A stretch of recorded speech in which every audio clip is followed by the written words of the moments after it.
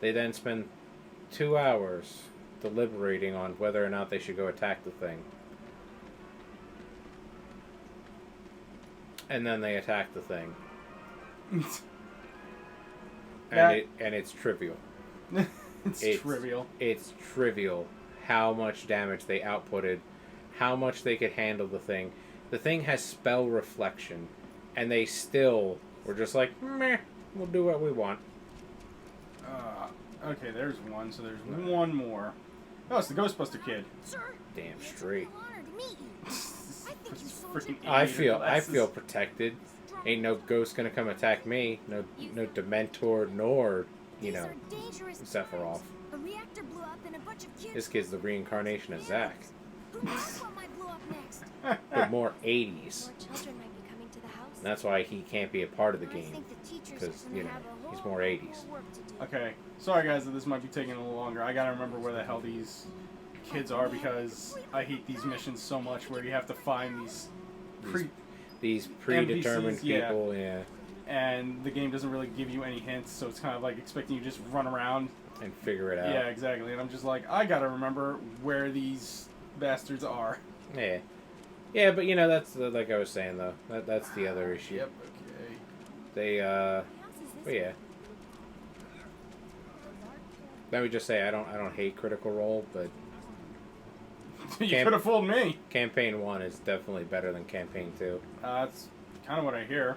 It's because it's got the soul. Yeah. Because you have a actually impassioned DM. You have a cast that actually wants to engage in the story and the things that are being put out there, actually following a plot, and, aren't cowards. Campaign 2 is just watch 7 cowards run around and do everything they can other than the thing that they're supposed to do. Hey, want to go do a shopping episode? No, I really don't want to go watch you guys do another shopping episode. Come on, we're going to go have a one-on-one conversation again, like the king of edgelords that we are. One-on-one conversation with who? Oh, that's what Liam does a lot. Oh, he just has... He pulls not just an NPC. He'll pull either an NPC if he can't get the other players to do it, but then he'll pull like a player beside and be like, let's have a deep conversation about how everything is so crazy going on. And then try to bring German? it. Zemnians are apparently German. Isn't he Caleb? Yeah, he's Caleb. Caleb Widowgast. I thought... But that's not even his real name. You find out his real name is like Brent. But here's the thing. Caleb sounds like a more thought out original name than Brent. I can't remember what his real name is, but you can look it up. It's yeah. Is he like a super powerful Wizlord? Basically his whole plot story, which is an interesting plot, but he does absolutely nothing interesting with it, is he is essentially a child. There's this group called the Cerberus Assembly, which is kind of think like a militaristic wizards group in the Dwendalian Empire, and they put science above everything and magic and things like that. And he gets recruited to it, and he acts as, when he's in there, an assassin. And so he's taught evocation magic so that he can go out and do the Big Bang and so on and so forth. And they basically have this process to weed out the weaker ones, where because it's essentially a cult. What they do is they convince you that your parents or your family are traitors to the Dwendalian Empire, and then they have you go and kill your family to show you that you put your loyalty in the Empire above putting it into any other things that could distract you. And then basically Caleb's story is that he screwed it up, and he realized that no, my family wasn't betrayed. I got betrayed by the person who was training me. Get back. And he snaps, and he gets put into a mental institution, and then when he gets out of the mental institution, he becomes a different type of wizard. Yeah. Is that why he has that weird personality? Yeah. In doubt. And then, yeah, it's just...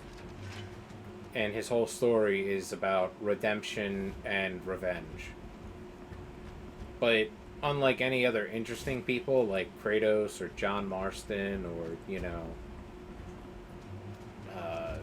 what? I'll even say someone like Kate Sith in this game. He doesn't do anything with it. The story shows no dynamic or, Piece of cake. shifting sides. And that's mostly because of the fans. Because they don't want it to change? No, because they don't if you look at how the fans react, they see things as black and white. They don't see the nuance and the grayness to things, and they don't want to see that. Marisha Ray's character, Beauregard, her father is the best example of that. We are given no information Nothing to it. that her father is truly this. Like, the way that she presents it is the father is the worst thing in the entire world. Like, Are we okay, when you say father... her in the game, the father. Come on. I'm with you. Let's go. Sorry. Josh was calling. Oh, alright. I just hung up. Abilities and Like, assist. her in-game father. Okay.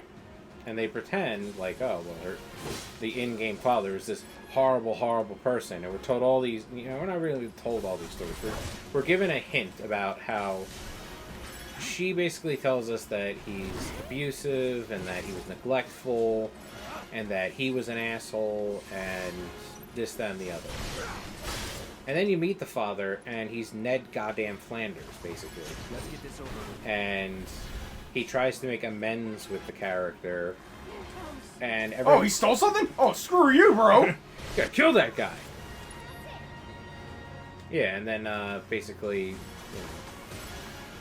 Aerith, see, this is why I hate that there's a materia you have to buy that lets your teammates heal you. yeah, that's kind of stupid. But Tell yeah, me about it. yeah. But yeah, like I was saying, Come it's just that kind of silliness and You fucking asshole. got him. I hate him. Yeah. I am like, the only reason I'm looking forward to this on hard is because I'll have all my broken ass materia and set up to actually make this easier. There you go. But yeah, it's just the kind of thing. Like they don't like nuance. They don't. Fans or The fans? No. Sounds like, as much as you give them critiques, it sounds like some of them actually are pretty good at making interesting backstories and characters.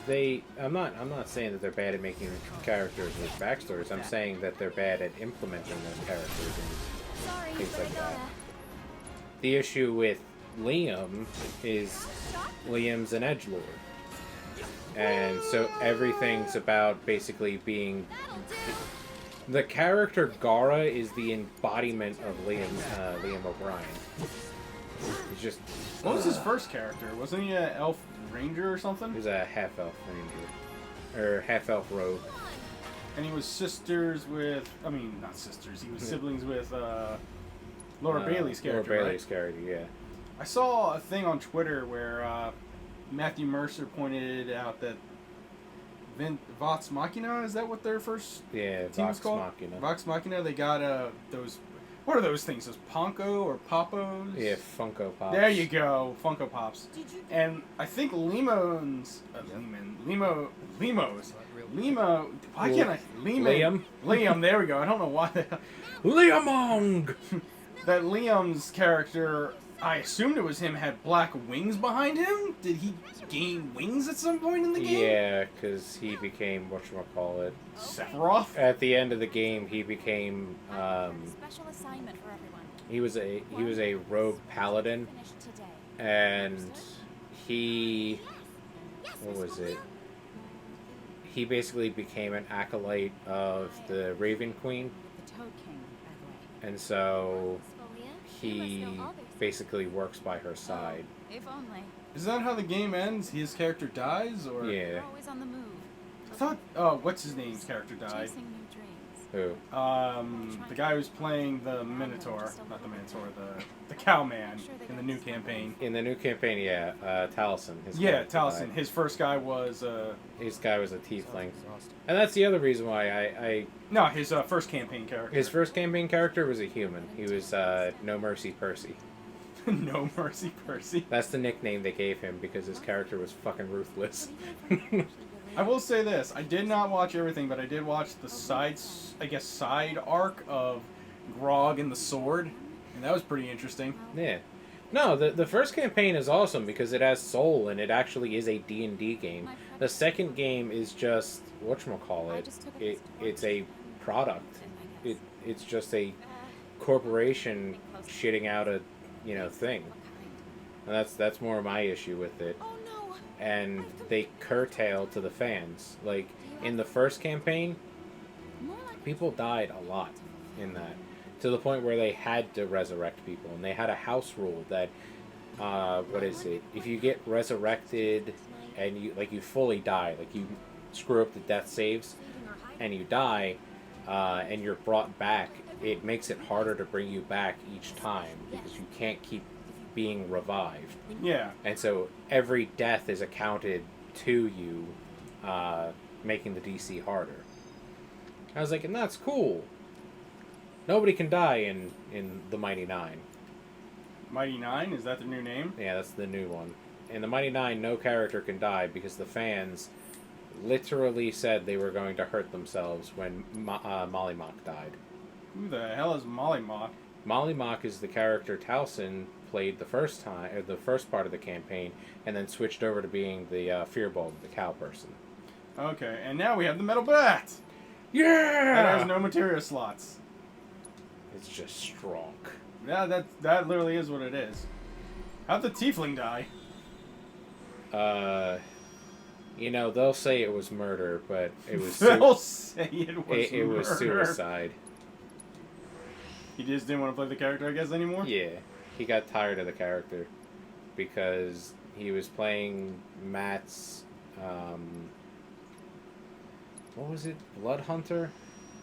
I think it is. Is that the class he came up with? It's the class he came up with, and the class doesn't work as well as it should.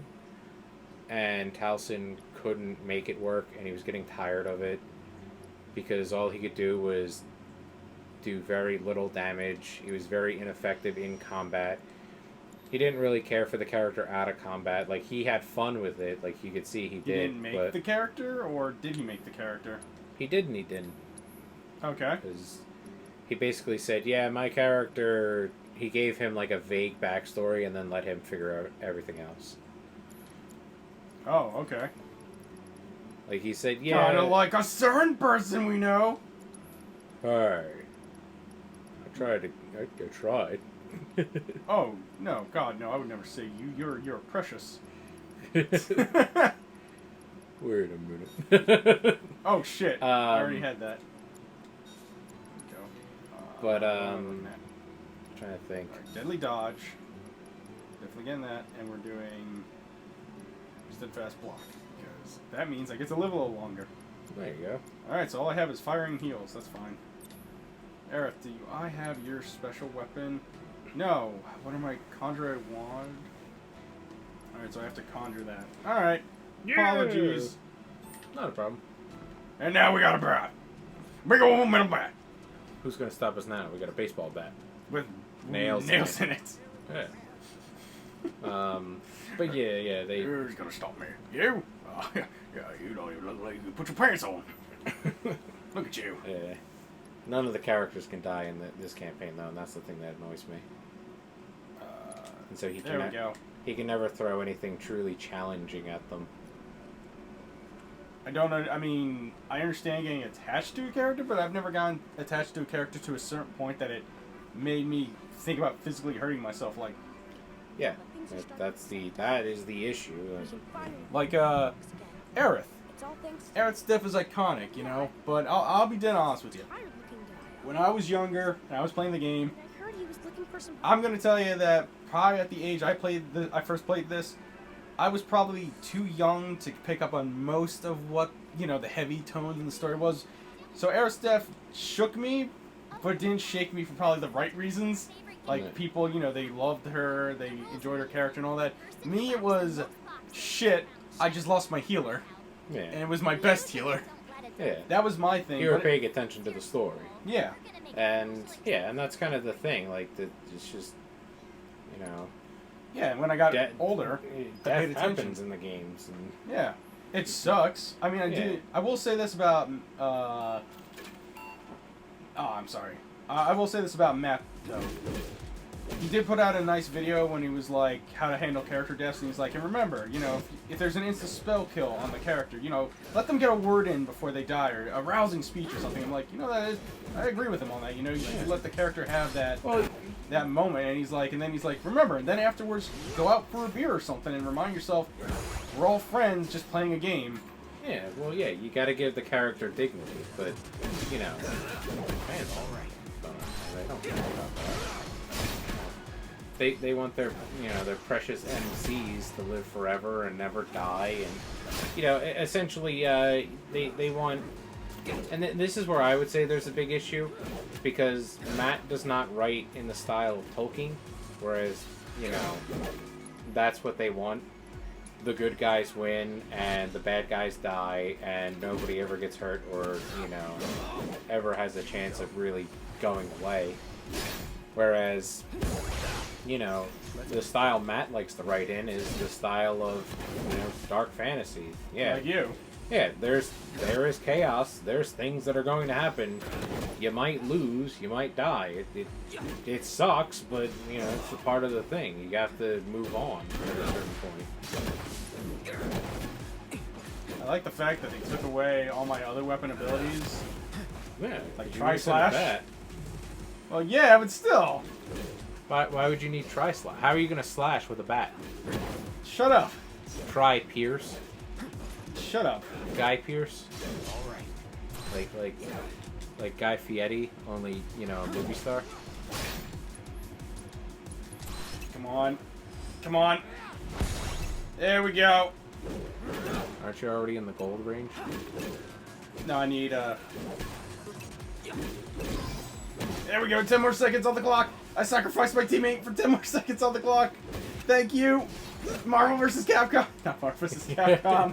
I'm gonna say you fucking would. Oh, God. You dick. I hate the fact that they took away my other abilities. Like, I need a Tri-Slash, man. Tri-Slash. Yeah, you don't need a tri-slash. You're good. What? Shut up. You don't know me. You don't know the things I've done I've with this seen bot. you. Oh my god. Look at all that stuff. Aerith, what the hell? It feels good to help. I'm letting them cut me. Doesn't it? She walked into the middle of that. It wasn't even like, I'm gonna move to the side. No, it's like, I went straight to I the don't middle. understand what animation is. Don't forget. And that's what happened there. Service and I will say this. I'll leave that to you. I think this game, all right. so far, if this series goes in the direction I'm thinking of, if they still have her die, which I'm pretty sure they will, because no other death besides hers will probably have a bigger impact on the story. Tifa. That's shock value. No, like, legit. Tifa, Barrett, anyone else is shock value. Aerith is the last of her kind, the only one who can activate the holy materia.